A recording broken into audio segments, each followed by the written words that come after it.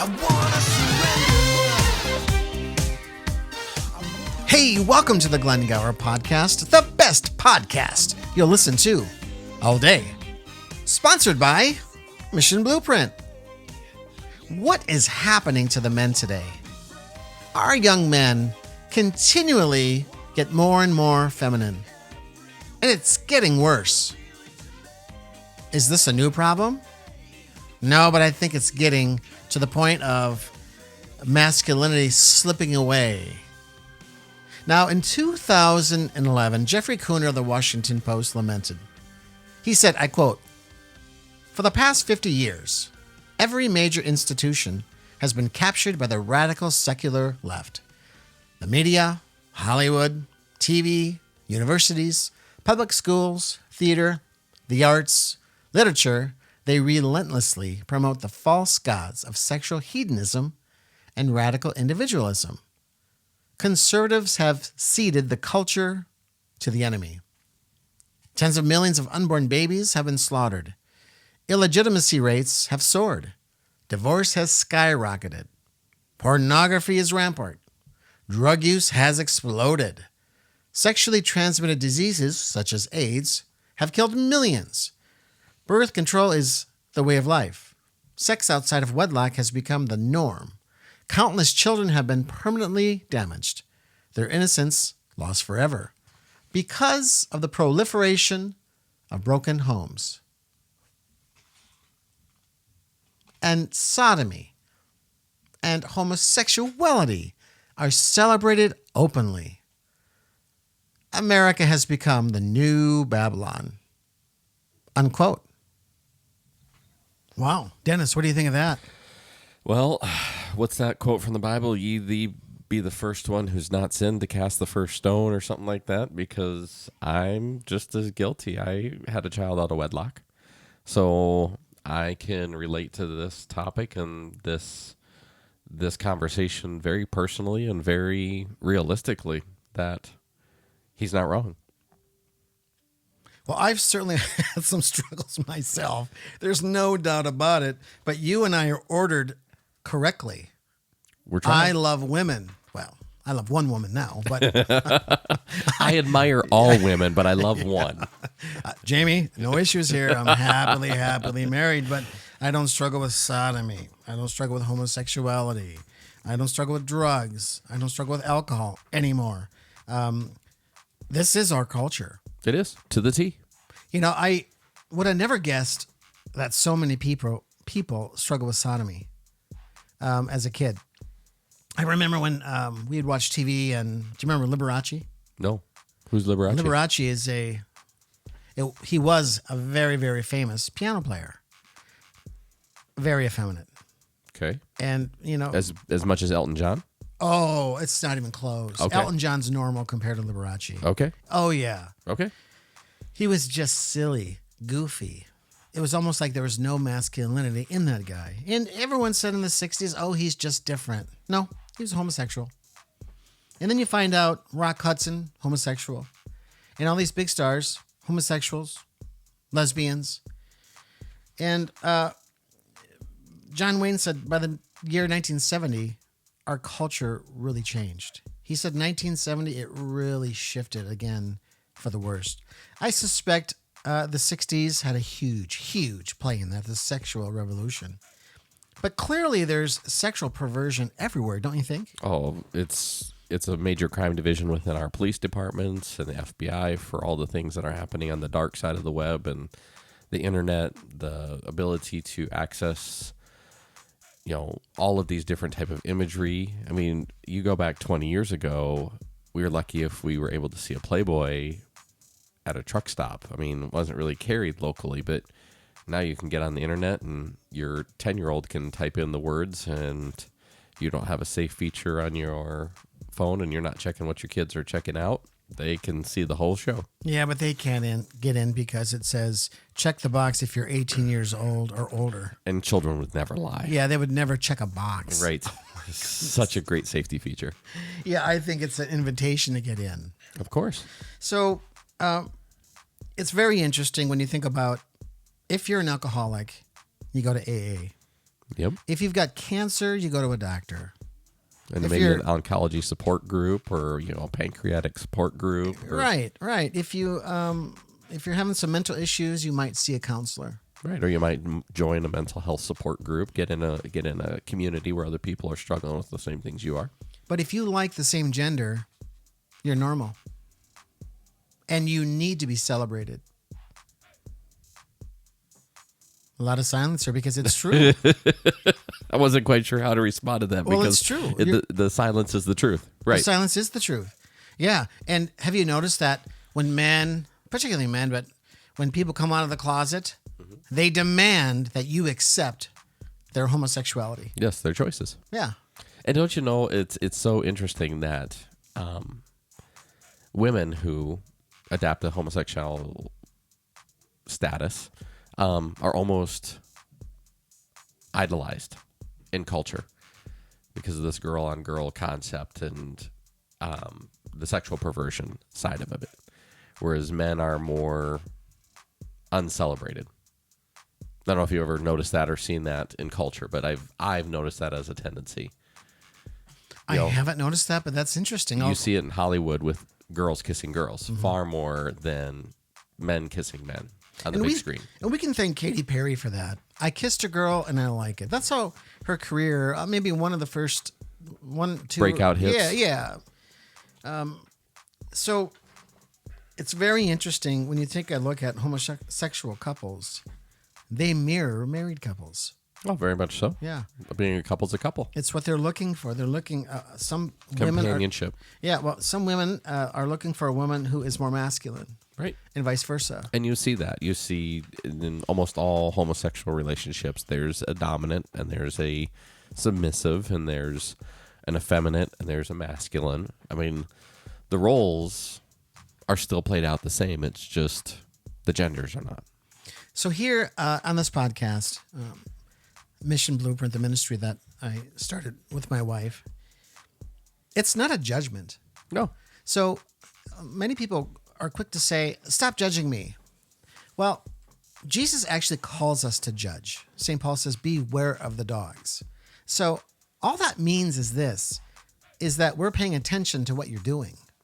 So if you're exercising your homosexual rights and get married, we're recognizing that you're a homosexual. The judgment part stops when you say, well, you're a homosexual because of this, and you have no idea. You're just guessing. That moves into another territory. But talking to my spiritual director about homosexuality, particularly in men, the number one thing she sees is absent fathers. Well, without a clear definition of what your role should be, or without a masculine figure there to guide you as a young man, who's your leadership role? The feminine woman. Right. I mean, this isn't illogical. It's for a lack of a better mentor. I think some young men get confused regarding their attraction. I was with a farmer the other day, and he was saying to me, and he used the word attracted. He said, I'm attracted to you. And I went, whoa, hold on, slow down, boy. No. And I knew what he meant. But he said, that you've got masculine qualities that I want. Right. And I think we just saw that in the last presidential cycle with the last president, that there were a ton of men that finally felt like they had a male figure they could be attracted to, not for any other reason than I want to be like that person. I want to have that much masculinity authority. I want to have that much masculine confidence, because there's a lot of adjectives that go with being masculine, not just a physiology, if that makes sense. It does make sense. And we're not saying either that you need to have so much testosterone that you beat the crap out of people. That's not masculinity either. That's hormone rage. It's something. That's a young man's game. Can you say anger? Yeah, anger management issues, yes. So I'm so glad you're here, Dennis, because there are some biological markers that I wanted to talk to you about. Now, we haven't prepped for this show, but you're so dang smart, we really don't have to. Oh, your flattery will get you everywhere. It sure will. This is an article from Reuters.com by Ann Harding. She said a new funny, a new Well, it might be funny. This will be fun. a new study has found a substantial drop in U.S. men's testosterone levels since the 1980s, but the reasons for the decline remain unclear.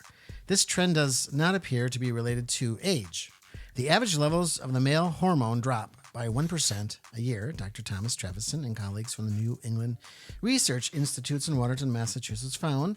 This means that, for example, a 65-year-old man in 2002 would have testosterone levels 15% lower than those of 65-year-old in 1987. 15% seems a lot to me. Why? Why does 15% seem... I don't know. A 65-year-old man in 2002, his levels are 15% lower than a 65-year-old man in 1987. So the same 65-year-old men separated by, 15 years? Yeah, 15, 20, yeah. One has a 15% lower testosterone level? Uh-huh. Why? Okay, so you're getting into the Hydra because this is not a singular linear problem. What is the Hydra? The Hydra is the mythical... Goddess? Not a goddess, but a mythical creature that had multiple heads, had 7 heads. It's a Greek thing. You cut off... Oh, that's right. You cut off the head of one and 2 more appear. Okay, this is kind of how the study and this look into testosterone drop really has formulated over the last, I would say, 10 to 15 years since I've come out of med school. And the more we study it, the more we learn, the more we learn, the more we study it, because it is so complex. But at the short and the long of it, there are simple things out there like the increased use of herbicides, pesticides, different types of chemicals in our food production, which subsequently get in through our food and then get into the male and female bodies. Now, you can take that data and you can correlate it to the increased risks of cancer. You can increase risks of types of blood cancers like leukemia and things like that as well. The other side is, the hot topic 10 years ago was, oh my gosh, you can't eat large quantities of dairy products because farmers are injecting their cows with tons of estrogen in order to make them produce more milk. that seems to be a problem for me. Really? I don't want estrogen, whether it's for a cow or... Do Right. you? But the thing of it is that you have to look at how that works because Right, I suppose. you inject it into a muscle. You're not injecting it into the milk. The cow is just getting a turbo boost of its naturally occurring hormones. No different than if you were going to go to the gym and start taking testosterone to make your muscles bigger. It doesn't make your outputs more testosterone-y. Okay, so if you put testosterone, or rather estrogen, into a cow's muscle, Yep. and you butcher that cow, that doesn't necessarily mean you're eating the estrogen, or does it mean it? It does. Okay. That's a different thing because what it was is about the milk, is that you were getting a ton of bleed over in the milk. Now, is there an increase? Of course, slight. But you'd have to eat a pretty tremendous amount of cheese, milk, processed milk products in order to really move the dial. Yeah, but over 30 years? It can be part of the factor because if it's a few degrees in the dial with the herbicides and the pesticides and insecticides that we've used, and then we move the dial a little bit more with processed milk and cheese because the American Dairy Association has done an amazing job of drink milk. Go back to the ads 10 years ago with all the actors and actresses having the little white mustaches. You don't see those anymore. You don't see drink. You don't see those anymore. No, you don't see drink milk advertisements anymore. But what you see is the major research-based evidence is what's called an endocrine disruptor. And an endocrine is part of the system that drives all of your hormones in your body. So your endocrine system starts in your brain with an pituitary gland, which then subsequently regulates gonadal function for men and women, testosterone, estrogen, thyroid function,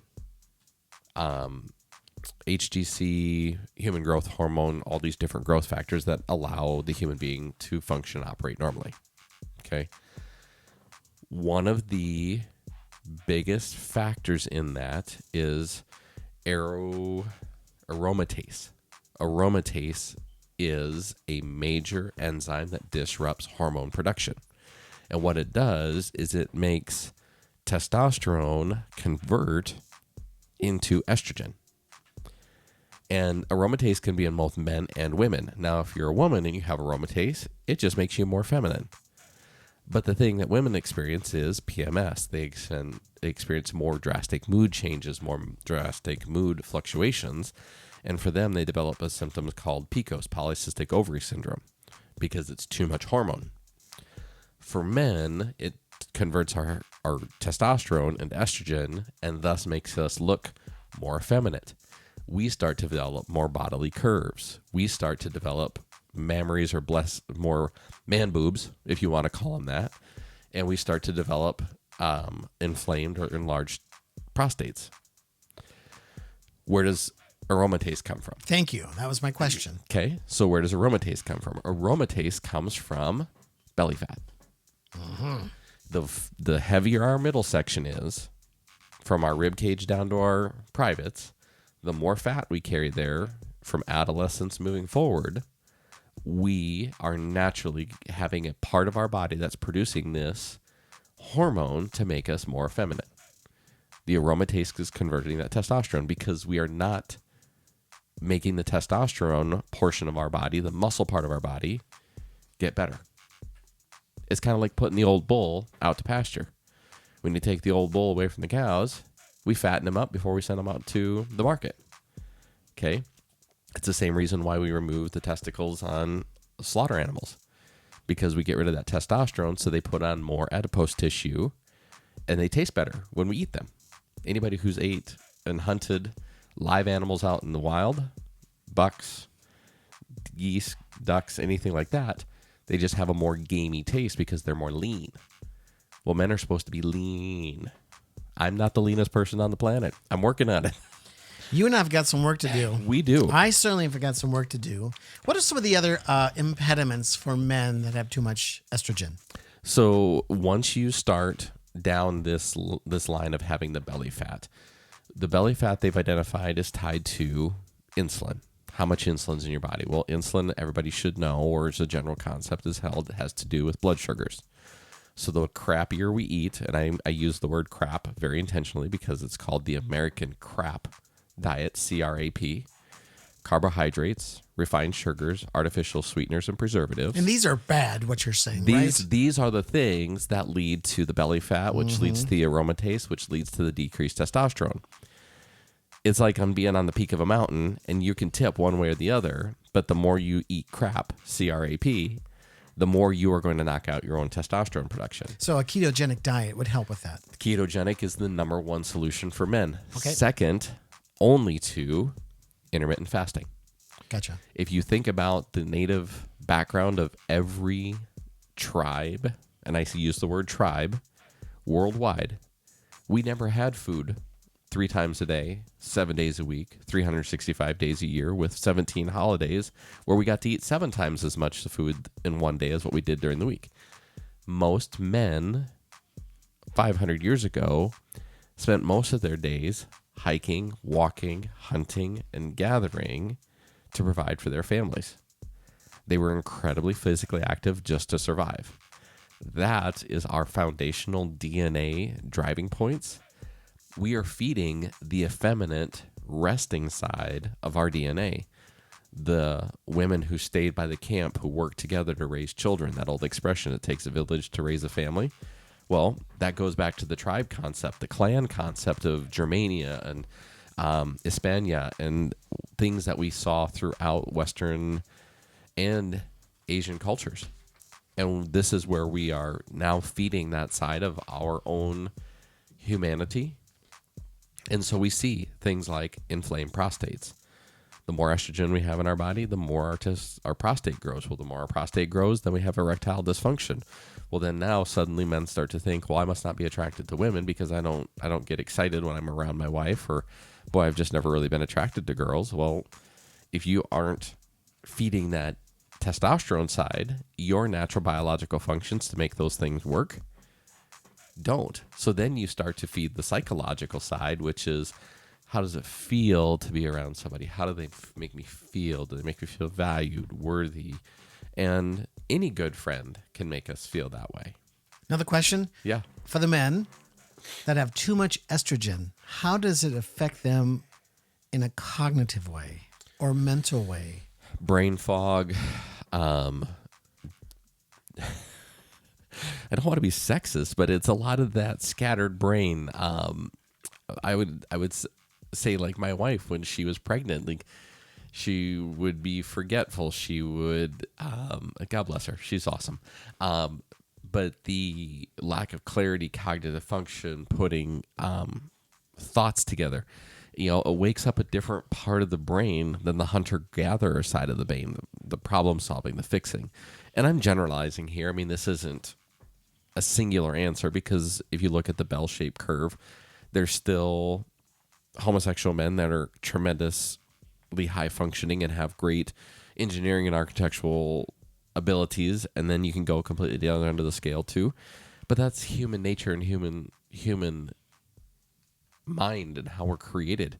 That's why we don't have the programs that we did 30 years ago where women can't be engineers, because they can't think that way. One of the greatest movies out there is Hidden Figures, if you haven't seen it. It's really interesting. It's actually all about a group of African American women who are part of the NASA program. There were a group of women that helped get the Apollo program and the whole NASA program literally off the ground. They just worked in a back room because they were of color and they were females, but they could calculate and do math faster than most men. You know what? I have seen that movie. The Gals are from Texas. Yep. Yeah, years ago. It is a great movie. Yeah. So we've gotten rid of a lot of stereotypes, and certainly not trying to stereotype anybody today, but you ask as a generalization, these are broad strokes. How about for the ladies that have too much testosterone? So now you're getting into things like we see that are part of the Olympic issue with, okay, they're more masculine bodies. They have reduced body fat. They're higher performing. This is the whole problem with allowing transgender men to associate as women in sports. They won't ever be equal because their bodies are not biologically equal. They will always outcompete, in, again, broad general strokes, the men who associate as being women will always outperform women. Women who associate to men as being men will always have a challenge overcoming the male dominancy of testosterone just for the sheer sporting activity. I think it's hilarious what's happening in our culture. Our culture demands that we respect the transgender people, and you should respect everybody, and I'm not saying that, and they should have their full rights, and now they can compete.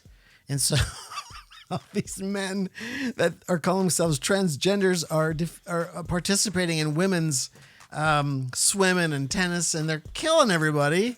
And they're breaking records, like that one swim meet. The record was broken by 30-some seconds. And all of a sudden, the women are saying, this isn't fair. Yeah, but you just said in your last sentence, right? Right. Where am I going with this? Yep. But the thing of this is that if you look at this, there was a reason why Special Olympics were created. We had a recognized need that there were some really high functioning, lower mental capacity people that wanted to compete and be part of this competitive arena. We've created Paralympics for people who don't have arms and legs and who had terrible misfortunes in their life. I'm totally okay with LGBTQ, but then they can have their own classification of Olympics. They're associating themselves with a non-gender specific, non-gender confined box. So they want to compete, they should compete in that box. Women who are women want to compete biologically in the women's events should. Men who are biologically men should compete in men events.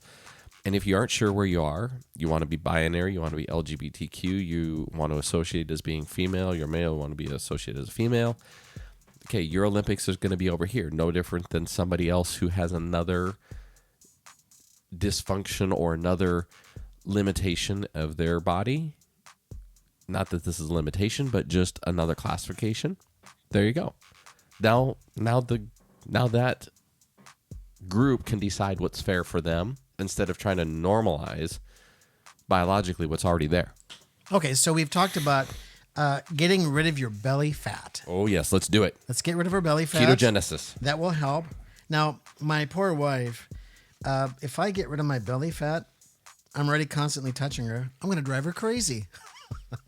Stop touching me. Right. Anyway. I have the same problem with my wife. Right. You know, I'm still always on call. It's just the way my physiology works. Well, it's how men are supposed to be. Let's move into the spiritual world. I really did not prep Dennis at all for this question. How has Christianity aided in allowing an effeminate church? How far back do you want to go? I don't care. Well, the imagery that pops in my head right away is Friar Pig. Friar Pig? From Looney Tunes. Oh boy, you're gonna have to go back and find some imagery. Looney Tunes. Go ahead. Friar Pig, a very effeminate, porky pig that is representing himself as a friar. The Catholic hierarchy of being. You don't see a lot of imagery or ideology of any faith of a man's man being a Christian. That is true. You know, I said this in one of my recent podcasts. I asked my brother, Alan, probably 8 years ago, how many Catholic priests do you know are real masculine men? And he said, I can't think of any. And we're in the Diocese of Sioux Falls. So then I said, well, what about this guy? Oh, yeah. What about that guy? Oh, yeah. What about this guy? Oh, yeah. But generally, when we think about the priesthood, we don't think about real masculinity, masculine men, or even Christian pastors. No. Sometimes they tend to be, well, I got to be careful here because I'm a Catholic boy, but some of them tend to be pretty effeminate. Right. And that's the imagery that you asked this question of how far back. Well, as far as I can remember as a child watching Looney Tunes, the Friar Pig was, a person of the cloth, a leader should be, I don't want to say passive aggressive, but just passive and, not overly what I would call masculine, not a man's man. Mm-hmm. And not that my dad was a man's man, but I mean, he was a tough brute, and I have always admired his strength, his grit, his fortitude. That is nothing I can ever say about any of the spiritual leaders I've had in my life. I looked at them and said, wow, I want to be like them. I think that's probably one of the toughest challenges I've had, even in my own journey in faith, is looking at Jesus, of not really ever knowing who he was, just knowing the stories, but even his stories are not masculine. When you watch those old Jesus movies, Jesus is like this. Hello, Dennis. Now be a good boy. Don't do bad things. And many movies portray Jesus like that. Okay, Peter, stop doing that. Now, watch. Why?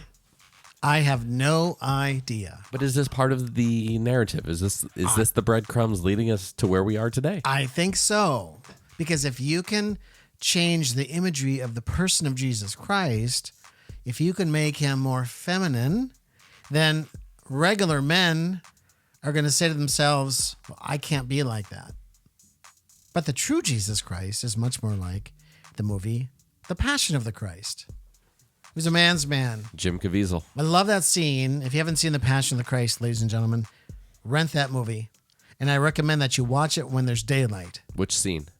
The scene where he's being scourged. So he's at the pillar, and they hit him up to 39 times. Because if they hit him 40 times, he's supposed to die. Yeah, that equals death. So then they switch tools. But he stands back up for more. And it's that touch that just hits me as, this guy's a real man. Yeah. He's taken everything and he says more. because that's how much I love these sinners. I love these sinners. I'm gonna do this for them. But don't you just see that in our modern culture? Men won't stand up and just fight for what's right.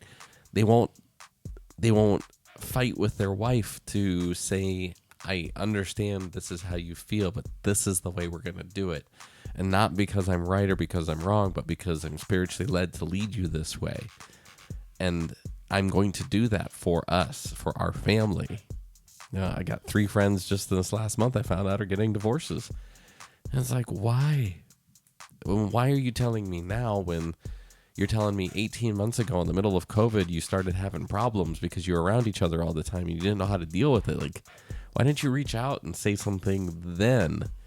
And like, you could just leave. And I mean, we're off the topic of why and how the testosterone feeds into this. I mean, we're getting into that cognitive side of a low testosterone, being comfortable, not overeating, and not putting ourselves in that place where we have to struggle a little bit.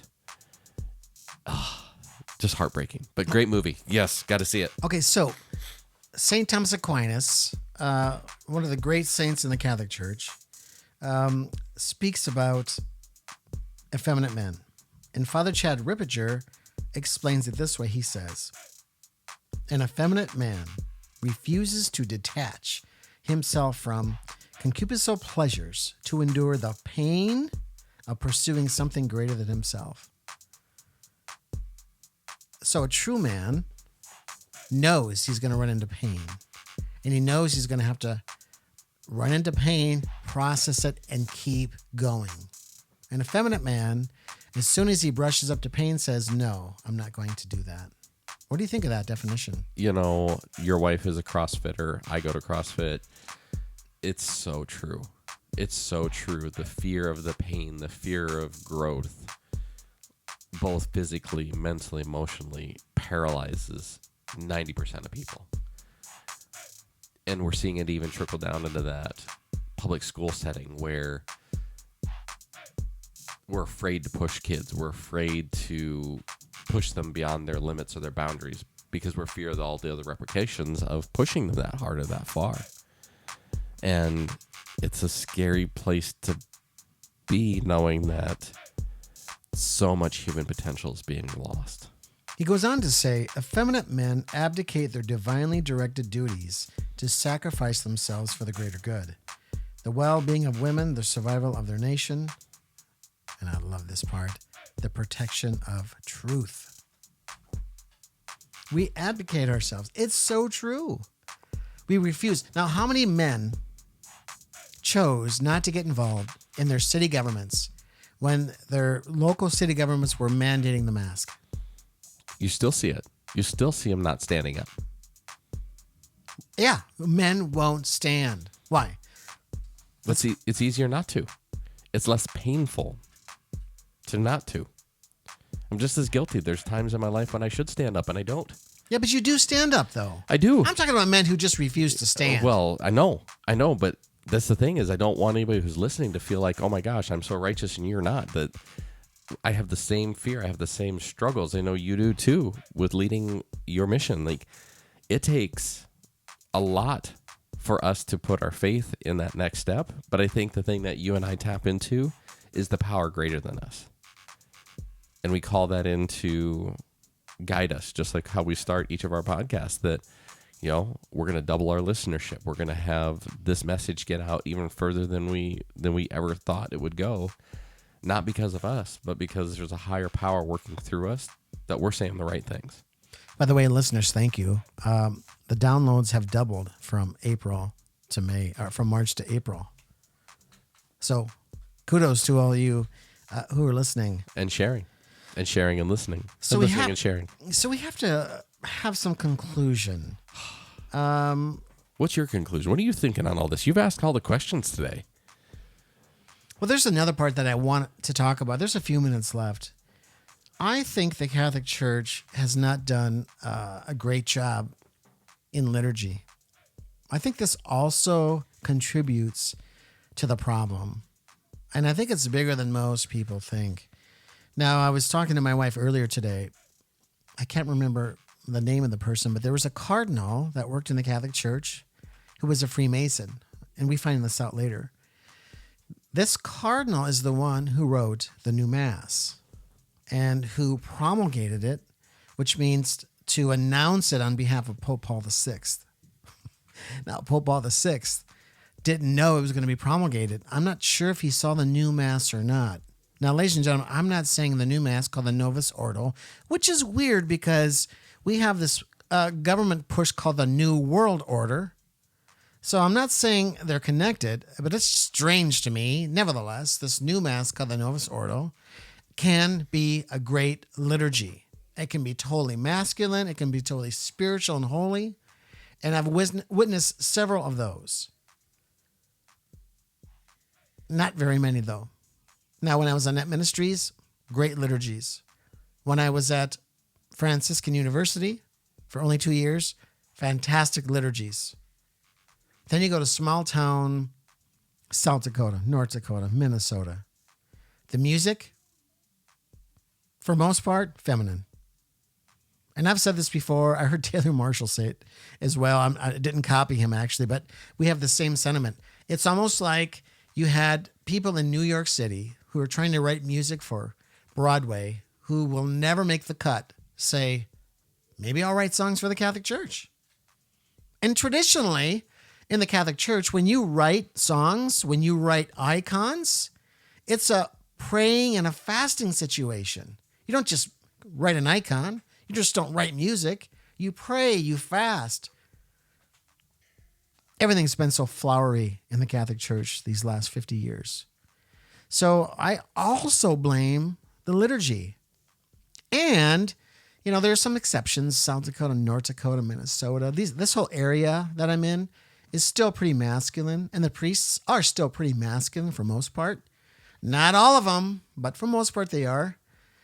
When I went to different dioceses throughout the United States on Net Ministries in 1993 and 94, I was surprised how effeminate a lot of the men were. I mean, it really did surprise me. And the further to the coast I got, the worse it seemed to be. Yeah, but we're just confused. I mean, we're overeating, we're over-insulated, we're over-estrogenized, and we aren't getting good leadership from the powers above us to get us there. I mean, it's a horrible combination. Jesus answers this question. In Matthew 19, the question about divorce came up. Now, this is applicable today. The Pharisees came to him and said, "Is it lawful for a man to divorce his wife for any and every reason?" Now, at the time, and we're going to have a podcast about this, Dennis, so this is a prelude. At the time Jesus came in the Roman Empire, the way we look at family now is not the way they looked at family then. The way they looked at family then is the man was the husband of one wife and other wives and concubines. And if he had slaves and people that worked under him, that was his family. If his wife or one of the wives or concubine had a baby, he would look at the baby and determine whether the baby lived to be a part of that family or not. So when Jesus comes into the scene, this is what he's dealing with. So they ask, is it unlawful for a man to divorce his wife and every reason? Jesus says, haven't you read, he replied, that at the beginning the Creator made them male and female. Stop. Think about, Dennis, our culture today and apply just that statement. What would the LGBTQ transgender movement say about that line? Jesus still loves me. But Jesus loves the sinner. He hates the sin. That's right. It's very, very clear, according to the scriptures, that you cannot be homosexual. Now, if you have homosexual tendencies and you didn't do anything to bring that on, I'm not saying it's your fault, but you shouldn't act on them. That comes down to the self-denial part of our being. The Catholic priest denies all other women to be the husband to the church. Right. What would we say to the alcoholic? Let's just juxtapose the homosexual tendencies to the alcoholic. The homosexual man would say, this is who I am. I should be free to experience it. But do we say the same thing to the alcoholic? No, because that alcoholic is an alcoholic every day, but they just choose, the ones who have the sobriety pins and the sobriety coins, they choose not to act on their impulses today. Right. So we celebrate them for that. Yes, we say to the alcoholic, don't go to the bar and drink. Because when you do that, you're going to get drunk and be back in the same situation. Call your sponsor. Call somebody to pull you out of your pit. Right, but when it comes to homosexuality or those who want to be lesbians, we say, this is who we are. Feel free to express yourself. Well, that's because we don't see the parallel of how an alcoholic's bad behavior can lead to car accidents, broken homes, violence. If homosexuality had those tendencies toward it, there'd be an intervention. But because it doesn't physically erode what we see, we're okay to tolerate it. Right. We tolerate sexual immorality. Not only do we tolerate it, now we celebrate it. But we don't recognize that it's tearing apart the fabric that we were stitched from. And that's going to be our own downfall. Right. So you are working against yourself if you're a man and you're having homosexual tendencies and acting upon them. And as a culture, if we tolerate it, if we don't intervene and ask how to support that sinner, it's like someone who's addicted to pornography. Stop going on the internet. If you can't stop going on the internet, cut your internet. Like, I've got friends of mine who have unfortunately maybe made bad decisions in their life and have gotten caught in a sting and who are now on the National Registry. And that's their punishment, is they can never have an unsupervised IP address. And that's his cross to bear. But that's to protect him from his own sin. We just don't do that as broad strokes because for whatever reason, I'm not a lawmaker, so everybody struggles with something. We all do. We all do. If a man struggling with homosexual thoughts, get some help. There's a group by the name of Courage. If you look at Courage on the internet, you'll find it's a Catholic movement that have helped many men and women try to understand and go beyond these either physiology or spiritual issues or whatever it is. There's help. So that's couragerc.org. Couragerc.org. What you might really need to do, gentlemen, to help with some of these thoughts is just boost your testosterone. Now, there's if you go online, you can find ways to do it, right? I just typed in ways to boost testosterone naturally. So I'm on healthline.com. And the first one is exercise and lift weights. Number one, I'm not sure if this is related or not, Dennis, but years ago I had this attraction for this wonderful, beautiful woman, and I couldn't get her out of my mind. One of my buddies said, go for a jog. So I did. And guess what? I got her out of my mind. So there's something going on chemically. Yeah. So exercise, lift weights. Number two, eat protein, fats, and carbs. What you eat has a major impact on testosterone. Number three, minimize your stress and cortisol levels. Number four, get some sun, take some vitamin D. 5, take vitamin and mineral supplements. 6, get plenty of rest, high quality sleep. 7, take some of these natural testosterone boosters. And 8, follow a healthy lifestyle, just like we're talking about. Of course. And avoid estrogen-like compounds. And there's another guy that can help you. Yeah, his name is Jesus Christ. He's alive and he's real.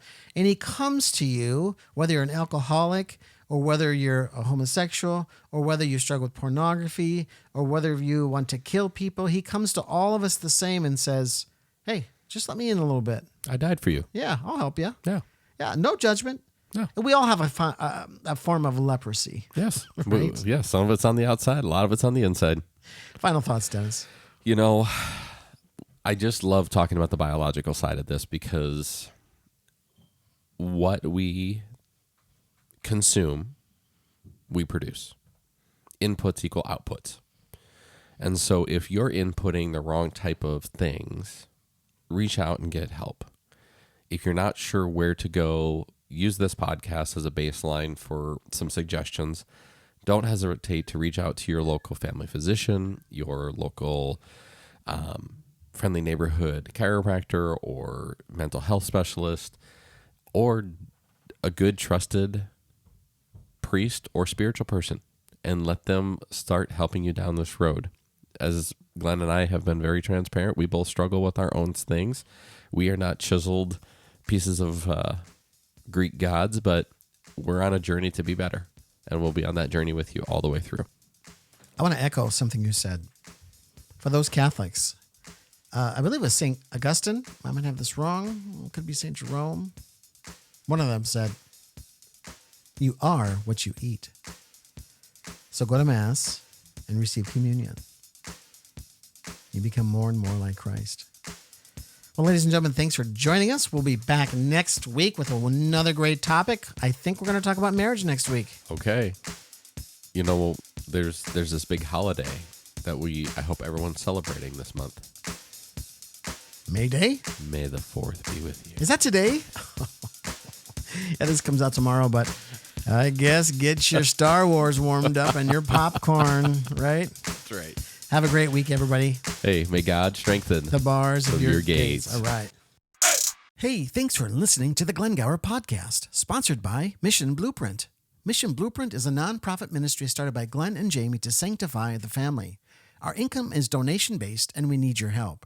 Please support us financially by going to www.mission-blueprint.org and be a part of our financial team. Thank you, and may God strengthen the bars of your gate.